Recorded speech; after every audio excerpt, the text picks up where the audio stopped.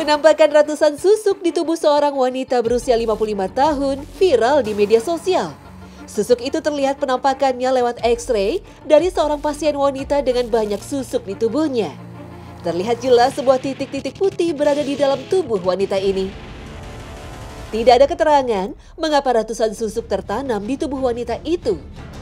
Namun bagi masyarakat di tanah air, susuk memang biasanya ditanam di tubuh seseorang agar memancarkan daya pikat, pesona, wibawa, dan lainnya. Memasang susuk, melakukan sulam alis, sulam bulu mata, sulam bibir merupakan inovasi dari operasi kecantikan yang sudah berkembang cukup lama.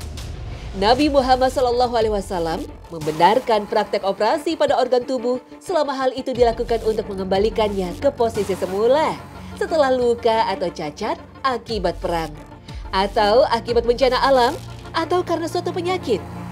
Tetapi kalau hal itu dilakukan semata-mata demi kecantikan dan penampilan yang lebih menarik, Rasulullah melarangnya. Memasang susuk bukan hanya ada pada masyarakat Indonesia. Pada masyarakat Mesir kuno, konon juga terdapat praktek memasang susuk walaupun dengan cara dan media yang berbeda. Mereka biasanya menumbuk serpihan emas menjadi halus seperti serbuk, lalu mencampurnya dengan lulur atau masker untuk kemudian dipakai pada wajah. Masyarakat Mesir meyakini bahwa hal itu akan dapat menambah kecantikan dan daya tarik wanita yang memakainya. Pada masyarakat Cina kuno juga terdapat praktek pasang susuk. Hanya saja medianya berbeda dengan apa yang berkembang pada masyarakat Indonesia saat ini. Masyarakat Cina kuno konon menggunakan serbuk giok yang dimasukkan ke dalam lapisan kulit sebagai media penyembuhan.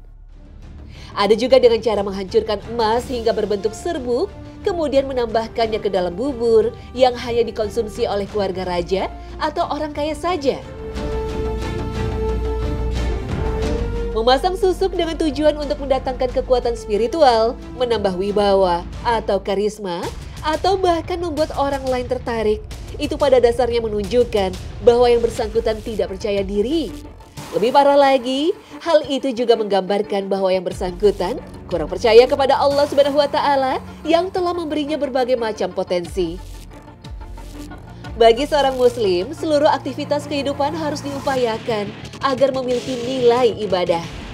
Hal ini sejalan dengan apa yang kita baca setiap kali kita melakukan sholat, bahwa sesungguhnya sholatku, ibadahku, hidupku, dan matiku, ku persembahkan hanya untuk Allah Tuhan semesta alam. Jika demikian, maka tindakan apapun yang akan kita lakukan harus mempertimbangkan apakah hal itu akan diterima atau ditolak oleh Allah.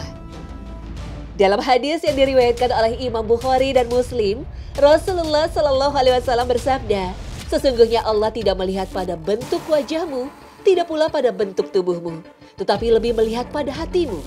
Dengan kata lain, penampilan fisik memang perlu, tetapi ketulusan hati, keikhlasan dalam berbuat, dan akhlak dan budi pekerti yang mulia jauh lebih penting.